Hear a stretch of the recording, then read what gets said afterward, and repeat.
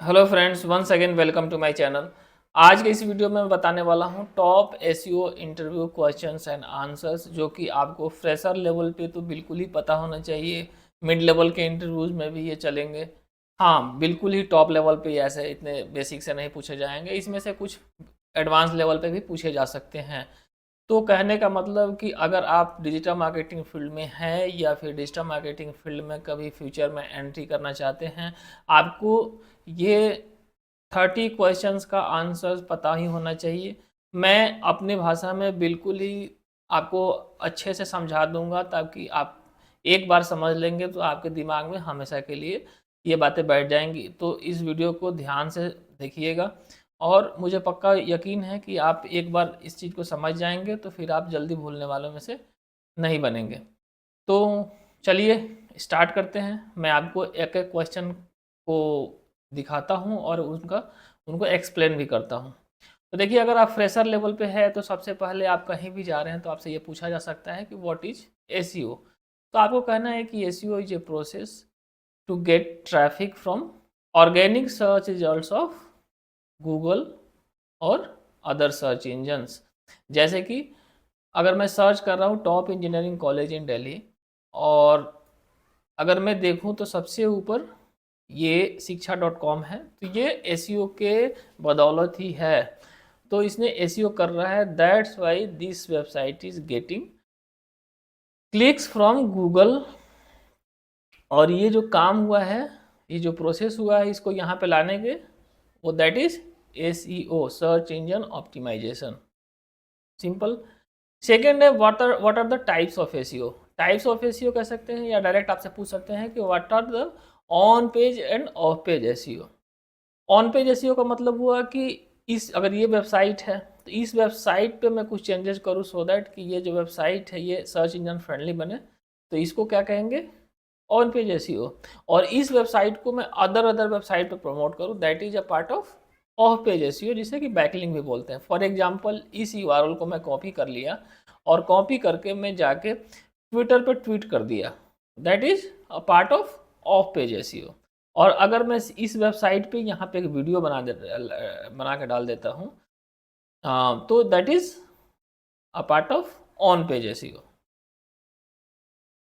अब है कि what are the top search engines besides Google. Google तो सबको पता होता है कि सर्च इंजन है, लेकिन गूगल के अलावा भी और क्या सर्च इंजन्स हैं। तो सबसे पहले गूगल के बाद है बिंग और याहू, क्योंकि बिंग है माइक्रोसॉफ्ट वालों का, और बिंग और याहू का कोलैबोरेशन है। तो बिंग और याहू एक साथ ही काम कर रहे हैं अभी। तो बिंग, याहू, इसके बाद आप ये बैडू कह सकते हैं। ये वहाँ पे चाइना में बहुत ज़्यादा चलता है, और चाइना की पॉपुलेशन आपको पता ही है, तो इसीलिए टॉप में आता है। इसके बाद आस्क.com भी है, डक डक गो भी है, या इंडेक्स भी है। या इंडेक्स रसिया वगैरह में चलता है। तो कहने का मतलब कि ये टॉप सर्च इंजन हैं जिनके बारे में आपको पता होना चाहिए अगर आप एसईओ फील्ड में हैं तो। What are crawling and indexing. देखिए, क्रॉलिंग का मतलब हो गया कि गूगल का जो क्रॉलर है आपकी वेबसाइट को एक बार आया, स्कैन करके चला गया, दैट इज क्रॉलिंग। स्कैन करने के जाने का मतलब ये नहीं हो गया कि आपकी वेबसाइट को रैंकिंग दे दिया। बट इंडेक्सिंग का मतलब गूगल उसको, जो आपके आपके वेब पेज है, उसको अपने डेटाबेस में रख लिया, और सर्च क्वेरी कोई कर रहा है, कोई सर्च कर रहा है, तो उसमें उसको दिखा रहा है, मतलब उसको अपने रैंकिंग में दिखा रहा है, दैट इज इंडेक्सिंग। सिंपल सी बात है। क्रॉलिंग का मतलब गूगल पहले क्रॉल करेगा तभी इंडेक्स करेगा, लेकिन ये जरूरी नहीं है कि अगर क्रॉल कर लिया तो इंडेक्स कर ही लिया। और इंडेक्सिंग काफ़ी इंपॉर्टेंट है। इंडेक्सिंग का मतलब आपकी वेबसाइट की रैंकिंग मिल गई। क्रॉलिंग का मतलब गूगल बस आकर एक बार स्कैन करके चला गया। Why keywords are important in SEO, because keywords के बिहाफ पे ही हम बैकलिंक्स बनाते हैं, मतलब ऑफ पेज एसईओ करते हैं, और कीवर्ड के बिहाफ पे ही हम वेबसाइट को ऑप्टिमाइज करते हैं। फॉर एग्जांपल, अगर हम वेबसाइट पे एक मेटा टेक्स्ट डाल रहे हैं, या फिर अगर मैंने इस पे एक ये किया है, top SEO interview question and answer, ये करके मैंने डाला है, दैट इज ये कीवर्ड ही तो है। तो मैंने इसका हेडिंग डाला है ताकि इस पे मेरी वेबसाइट ये जो है ये रैंक कर जाए। तो इसलिए कीवर्ड काफ़ी इंपॉर्टेंट है। Because of keyword we can focus on it, and we can do on page and off page SEO to bring ranking. What is the process of keyword research? Keyword research का process क्या हो सकता है? ये सबके लिए अलग अलग हो सकता है। मैं आपको सिंपल तरीके से बना देता हूँ कि कीवर्ड रिसर्च का प्रोसेस ये है कि आपके जो कंपटीटर्स है उसको देख लो। For example top engineering college in Delhi मैंने सर्च किया, तो देखिए एक तो गूगल यहाँ पे इतने सारे सजेस्ट कर रहा है, तो ये सारे भी काफ़ी इंपॉर्टेंट कीवर्ड्स हो गए। इसके बाद ये जो कंपटीटर जो यूज किया है वो भी देख सकते हैं। इसके बाद आप देख सकते हैं गूगल सजेस्ट नीचे भी आता है, ये नीचे ये इनमें ये भी जो है ये भी इंपॉर्टेंट कीवर्ड। तो ये हो गया कीवर्ड रिसर्च। फिर आप जाके गूगल का कीवर्ड प्लानर जो कि फ्री टूल होता है वहाँ से भी यूज कर सकते हैं। ऑब्वियसली पे टूल्स तो बहुत सारे। इसके बाद what is keyword density? Keyword density का मतलब हुआ कि अगर मैं इस वेबसाइट को top SEO interview question and answers पे अगर रैंक चाहता हूँ तो टॉप एसईओ इंटरव्यू क्वेश्चन या एसईओ क्वेश्चन एंड आंसर इस तरह से मैं यहाँ पे 2-3 बार डालूँ ताकि गूगल को लगे कि ये इंपॉर्टेंट है और उसको हेडिंग्स में और अलग अलग जगह पे स्टफ करूँ ताकि उसकी रैंकिंग में इम्प्रूवमेंट हो। बट इसको लेकर काफ़ी स्पैमिंग होने लगी थी, जैसे पंडा अपडेट कंटेंट को लेकर ही है। तो फिर क्या हुआ कि इसको ज़्यादा करना सही नहीं है, बट 1% के आसपास रखना चाहिए, 1 to 3% तक चल जाएगा, बट इससे ज़्यादा कीवर्ड डेंसिटी नहीं होनी चाहिए। इसके बाद है what is long tail keyword? Long tail keyword का मतलब जैसे जो छोटे छोटे 2-3 कीवर्ड, जैसे engineering college, best engineering college in Delhi, और इसके बाद अगर आप सर्च करें कि best top engineering colleges in Delhi, तो इसमें बहुत सारे कीवर्ड्स आ जाएंगे। तो लॉन्ग टेल कीवर्ड का मतलब क्या हुआ कि छोटे छोटे 2-3 कीवर्ड्स को मिला के एक लॉन्ग टेल कीवर्ड मतलब एक बड़ा कीवर्ड बना दिया जाए जो 2-3 कीवर्ड को कवर कर लिया, that is long tail keywords. Next है what are the canonical URLs? Canonical URL का मतलब ये हो, जैसे सपोज करिए मैंने ये पेज बनाया है, सेम टू सेम मैं डेटा कॉपी पेस्ट करके एक दूसरा पेज बना दिया, और दूसरा पेज बना दिया, तो मैं गूगल को बताऊंगा उस दूसरे पेज पे कि ये वाला पहले है, तो कैनोनिकल टैग के थ्रू ही बताते हैं कि मतलब ये वाला मेन है, दूसरा वाला मेन नहीं है। मतलब आपको रैंकिंग इस वाले को करना है, उसको नहीं करना, वो मैंने किसी भी पर्पज से बनाया हो, बट मैंने उसे बनाया है, बट उसको इग्नोर करके आप इसको मतलब दो अगर सेम आइडेंटिकल पेज हैं तो एक पे कैनोनिकल यूआरएल डालते हैं, सो दैट कि गूगल को पता चल जाए कि दोनों में से कौन सा यूनिक वाला है और किसको रैंकिंग देना है। What is a Meta description? Meta description होता है जो कि आप कोई भी पेज है तो पेज के बारे में बताने के लिए कि हाँ आपका पेज अगर 1000 वर्ड्स का है तो गूगल अब 1000 वर्ड्स पढ़ के समझेगा। उससे अच्छा है कि आप सीधे सीधे उसको 150 कैरेक्टर्स में 150 to 160 कैरेक्टर्स में उसको बता दीजिए कि हाँ ये पेज किस लिए है। फॉर एग्जाम्पल ये टॉप एसईओ इंटरव्यू क्वेश्चंस के लिए बना हुआ है, तो आप इस तरह से लिख सकते हैं कि this is a page build for top interview questions and answers 2024 या 2025, इस तरीके से जो भी है, और इस तरह से 150 कैरेक्टर्स के बीच में लाना है और इससे आपको रैंकिंग में हेल्प मिलेगा। इसके बाद नेक्स्ट पे चलते हैं। नेक्स्ट पे है why are alt attributes important in SEO? Because Google अभी भी स्ट्रगल करता है इमेज के ऊपर टेक्स्ट पढ़ने में। तो अगर कई इमेजेस पे टेक्स्ट होते भी नहीं है, तो आप एक तरह से सर्च इंजन को बताते हैं थ्रू अल्ट टैग कि ये इमेज आखिर में किस चीज़ के लिए है। जैसे कि कोई इंजीनियरिंग कॉलेज का कोई फोटो है, आप अब किसी वेबसाइट पे डालते हैं तो उसमें अल्ट टैग डाल दीजिए कि जो भी, जैसे एबीसी इंजीनियरिंग कॉलेज ऐसे आपने लिख दिया तो गूगल को समझ में आ जाएगा कि ये एबीसी इंजीनियरिंग कॉलेज के लिए। अगर आपने लिखा ही नहीं तो गूगल को स्ट्रगल करना पड़ेगा, समझने में थोड़ी प्रॉब्लम होगी कि आखिर में ये इमेज है भी जेन्युइन या ऐसे ही है। तो एक एसईओ का काम ही होता है कि गूगल को हेल्प करना ताकि उससे वेबसाइट की रैंकिंग आए। What is back linking and why it is important? जैसे मैंने बताया कि कोई एक यूआरएल को आपने उठाया और उसको ले जाके आपने कहीं दूसरे जगह डाल दिया। जैसे ये मैंने पेज बनाया है और इस पेज को मैं जाके किसी दूसरी वेबसाइट पे पुट कर, जैसे लिंक्डइन पे डाल दिया या फिर किसी ब्लॉग स्पॉट के ब्लॉग पे डाल दिया, तो that is a part of back linking. Why it is important? Obviously important इसीलिए है कि गूगल को भी लगेगा कि ये वेबसाइट काफ़ी पॉपुलर है, ये कई जगह से इसको लिंक मिल रहे हैं, कई वेबसाइटें इसके बारे में बात कर रही है, तो इससे इस वेबसाइट को थोड़ा ऊपर दिखाया जाए। अब जैसे कोई नेता ही होते हैं, जैसे कोई भी नेता है, सपोज करिए नरेंद्र मोदी हैं, तो नरेंद्र मोदी जी को बहुत सारे लोग जानते हैं तभी तो इतने पॉपुलर हो गए। अब उनको कोई जानेगा ही नहीं तो उनको कैसे उनको कोई समझ आप समझेंगे कि कोई पॉपुलर है भी कि नहीं है। तो इसी तरह से वेबसाइट का भी है, अगर एक वेबसाइट की बातें कई जगह पे हो रही है दैट मीन्स कि वेबसाइट पॉपुलर है, गूगल तो यही समझेगा ना, गूगल जिस एल्गोरिथम पे वर्क करता है। तो इसीलिए बैकलिंक्स काफ़ी इंपॉर्टेंट है। What are the common backlink method? Common backlink method क्या हो सकता है? तो social bookmarking, blog commenting, guest posting, इसके बाद आपका पीपीटी सबमिशन, इसके बाद आप वीडियो सबमिशन भी कर सकते हैं, फॉरम सबमिशन कर सकते हैं। तो ये अलग अलग चीज़ें हैं जो कि बैकलिंक बनाने के तरीके हैं। इसके बाद है 14वां है 14th, what are the key SEO ranking factors? तो देखिए एसईओ के रैंकिंग फैक्टर्स बहुत सारे हैं, मैं आपको बता देता हूँ। गूगल इस चीज़ को एग्जैक्ट नहीं रिवील करता, बट ऐसा कहा जाता है कि 200 से ज़्यादा रैंकिंग फैक्टर्स हैं। तो उसमें से मेन है quality content, number of backlinks, इसके बाद वेबसाइट जो है वो मोबाइल फ्रेंडली होनी चाहिए, उसका जो लोडिंग स्पीड है वो अच्छा होना चाहिए। तो ये सारी चीज़ें जो हैं वो टॉप एसईओ रैंकिंग फैक्टर्स हैं। इसके बाद देखिए गूगल के अपडेट्स आते रहते हैं, रेगुलर अपडेट आते रहता है जिससे कि गूगल आपको बेस्ट रिजल्ट दिखा पाए।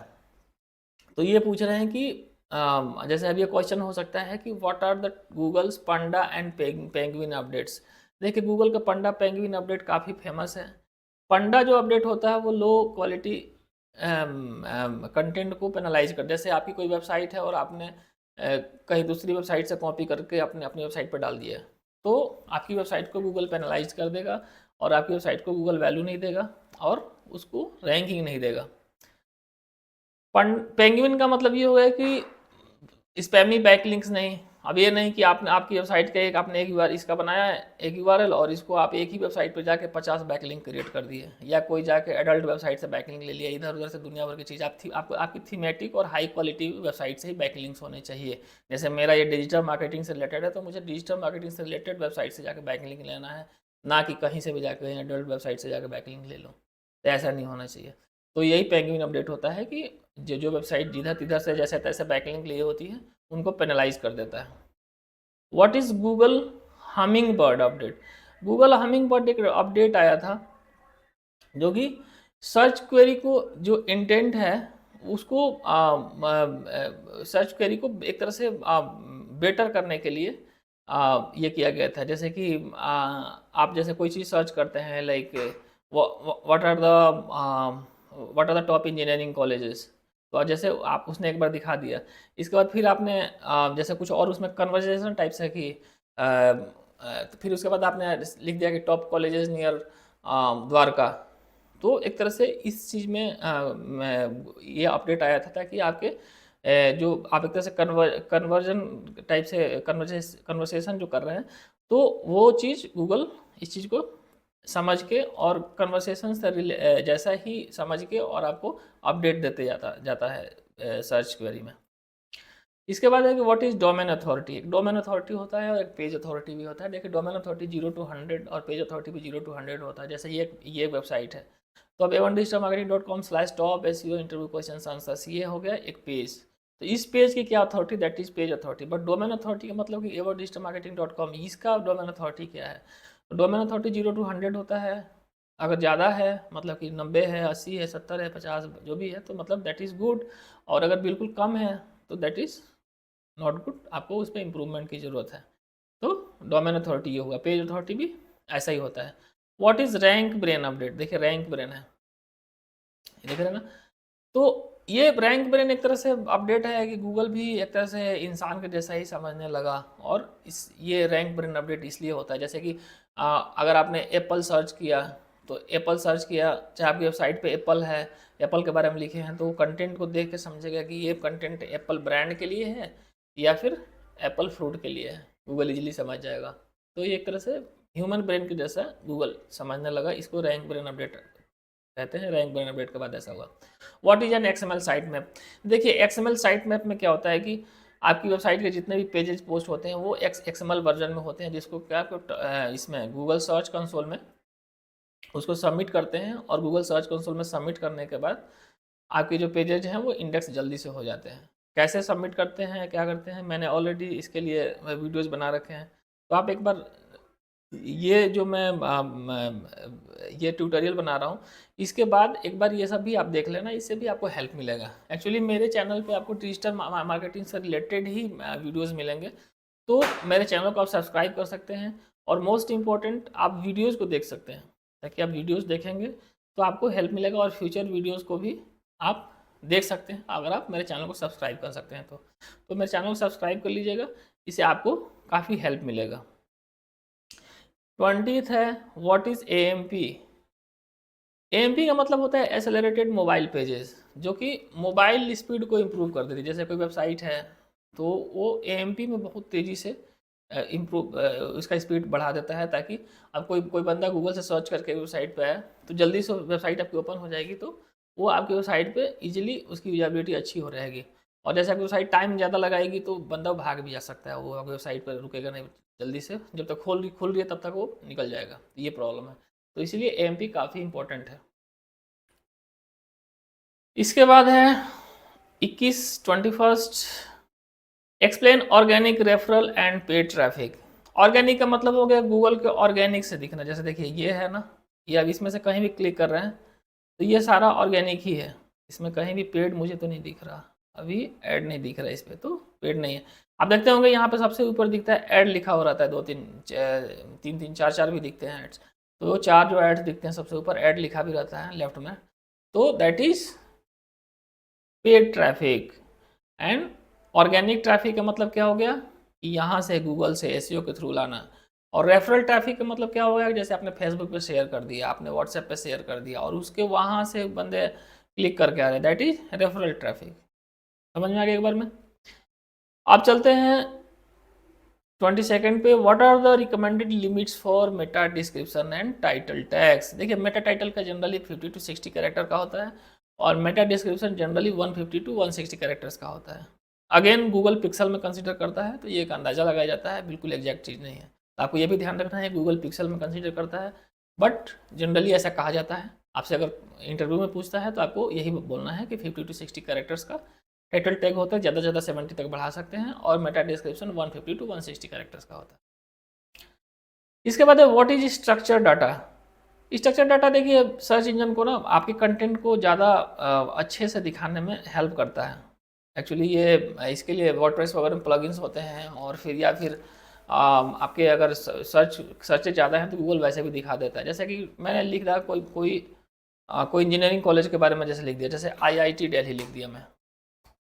अब देखिएगा IIT दिल्ली करने के बाद देखिए ये आ गया ना, ये जॉब्स डिपार्टमेंट से क्या है, these are the structure data.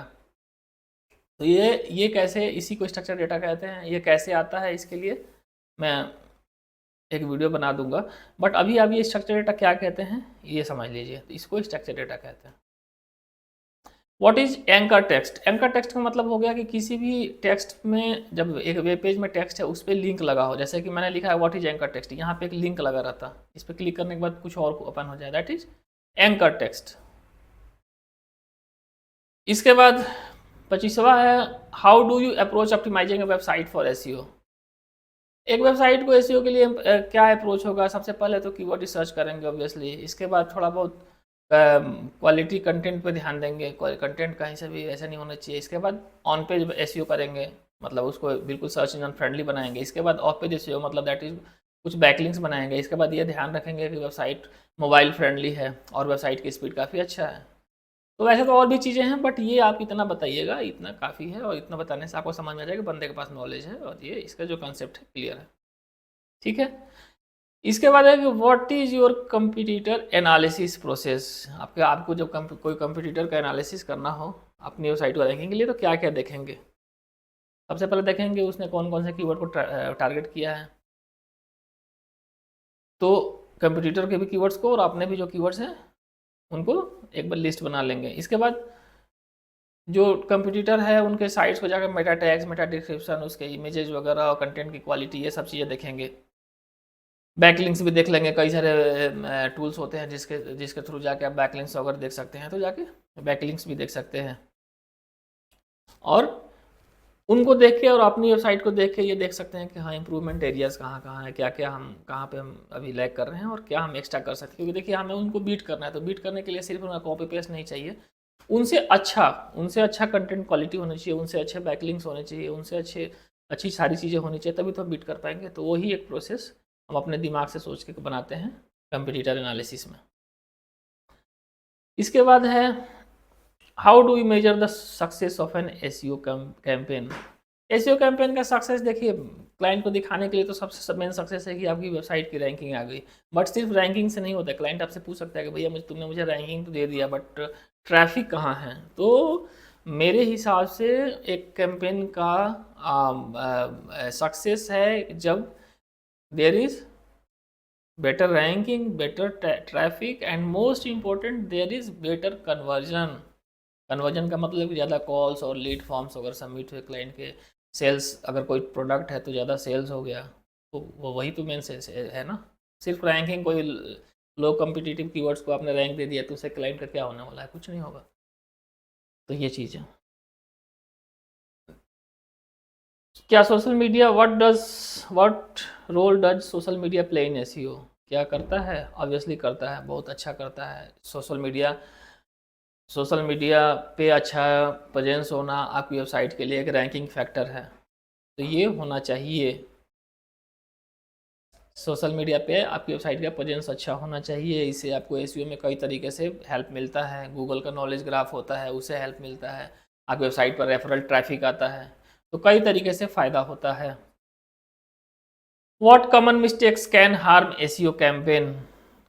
SEO campaign पे कॉमन मिस्टेक्स तो यही है कि रॉन्ग कीवर्ड सिलेक्शन हो जाता है। कई बार कंटेंट की क्वालिटी काफ़ी लो होती है, जैसे तैसे बैकलिंक ना बनाओ, ठीक है। साइट की सिक्योरिटी, साइट की स्पीड, ये सब अच्छी होनी चाहिए। अगर ये सब अच्छी नहीं रहे और इसमें से कोई भी एक लूप होल है, जैसे कि साइट की सिक्योरिटी अच्छी नहीं है, साइट HTTPS में नहीं है, और आप दुनिया भर का काम कर दें, रैंकिंग ही नहीं आएगी। तो ये सब, इन सब चीज़ों पे भी ध्यान देना पड़ता है।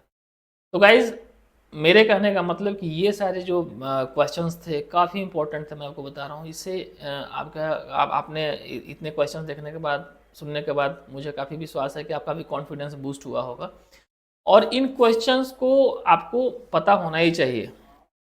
मुझे पता है कि, मुझे काफ़ी विश्वास है कि आपको ये सारे क्वेश्चंस और आंसर्स अच्छे से समझ में आ गए होंगे। बट फिर भी अगर आपको समझ में नहीं आए होंगे तो मैं इस ब्लॉग पोस्ट का भी लिंक वीडियो डिस्क्रिप्शन में डाल रहा हूँ।